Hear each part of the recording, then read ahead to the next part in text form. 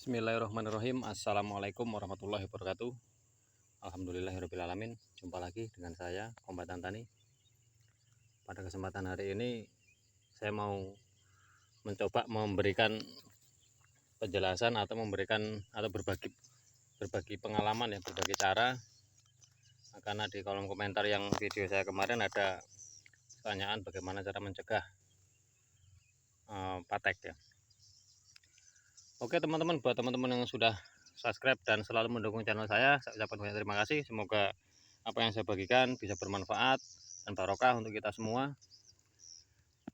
Untuk yang belum subscribe atau yang baru berkunjung ke channel saya ucapkan selamat datang. Dukung terus channel saya, sekiranya bermanfaat dan bagian pada orang lain, supaya orang lain juga bisa menikmati kemanfaatan itu ya. Oke teman-teman ya, ini cabai saya ini buah kedua teman-teman ya. Kemarin buah pertama sudah selesai ya, hitungannya udah habis ini.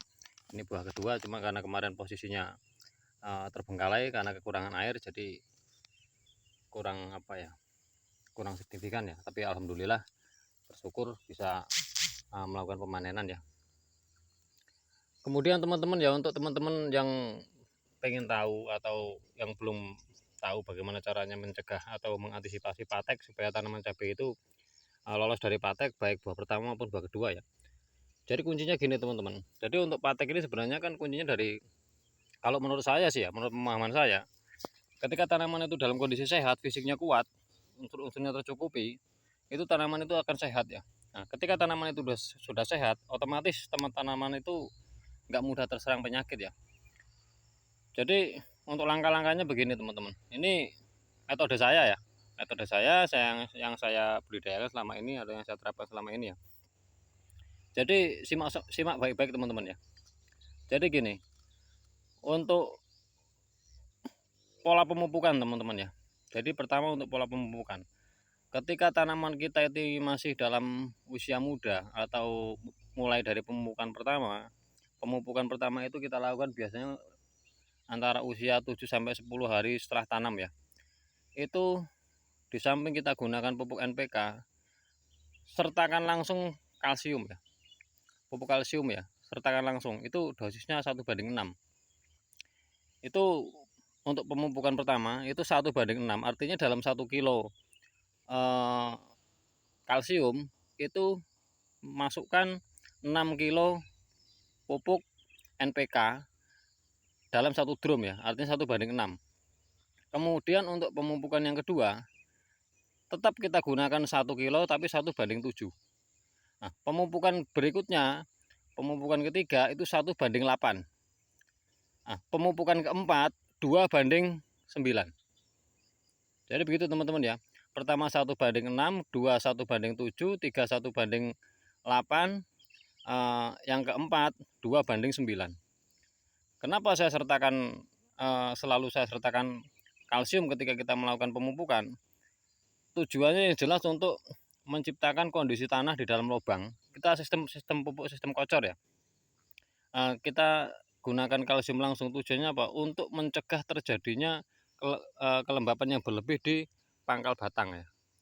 Nah, ketika tanaman itu pangkal batangnya kelembapannya berlebih, secara otomatis patogen jamur bisa mudah muncul atau berkembang biak di dalam pangkal tanaman ya, sehingga tanaman itu mudah terserang jamur. Nah, kemudian untuk pola penyemprotan atau pola penyepraian, ketika tanaman itu tidak terkena serangan jamur atau belum ada tanda-tanda serangan jamur, usahakan jangan gunakan fungisida. Pokoknya gunakan fungisida ketika memang terjadi gejala serangan. Seandainya tidak ada gejala serangan, jangan gunakan fungisida. Itu poin penting itu teman-teman ya. Ketika teman-teman menggunakan fungisida dalam frekuensi yang rutin, artinya seminggu sekali atau 10 hari sekali, itu selalu menggunakan fungisida, itu resikonya ketika tanaman kita yang terserang penyakit, terserang jamur, itu sulit untuk dikendalikan.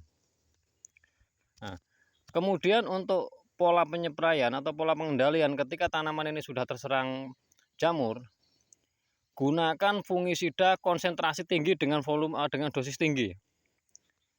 Jadi jangan gunakan fungisida yang tanggung. Jadi kita sekali aplikasi selesai, teman-teman. Nah, jadi itu metode yang saya lakukan, yang saya praktekkan selama ini, dan ini alhamdulillah teman-teman ya, sampai hari ini alhamdulillah ya, cabai saya ini dalam kondisi alhamdulillah dalam kondisi sehat ya. Cuma karena kemarin ini memang kekurangan air, jadi ya begini, tapi alhamdulillah masih bisa terselamatkan ya. Kemudian untuk fungisidanya teman-teman ya, usahakan ketika kita melakukan aplikasi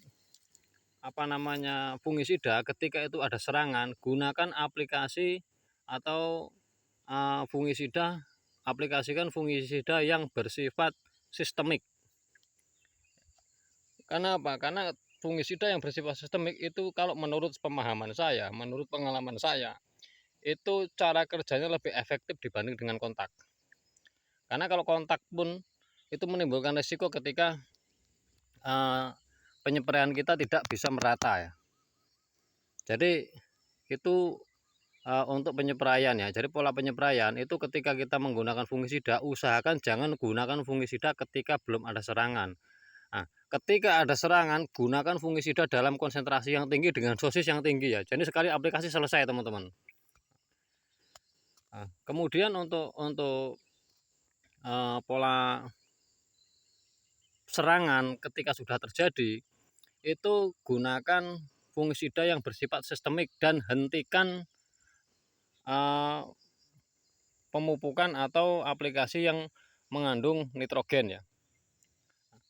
Kemudian untuk untuk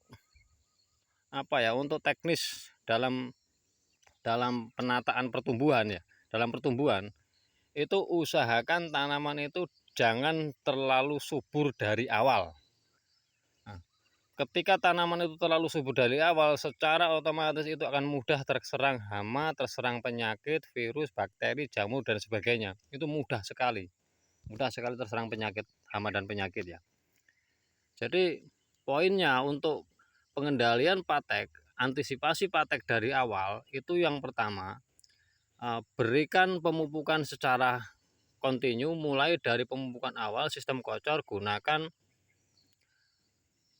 kalsium, campurkan langsung dengan pupuk sistem kocor dengan konsentrasi 1:6 untuk pemupukan awal, pemupukan kedua 1:7, ketiga 1:8, keempat 2:9.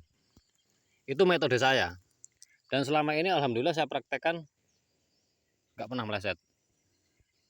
Kemudian untuk penyepraian fungisida, pengendalian atau antisipasi dari segi fungisidanya, itu tadi teman-teman, jangan gunakan fungisida ketika tanaman ini belum ada gejala serangan jamur.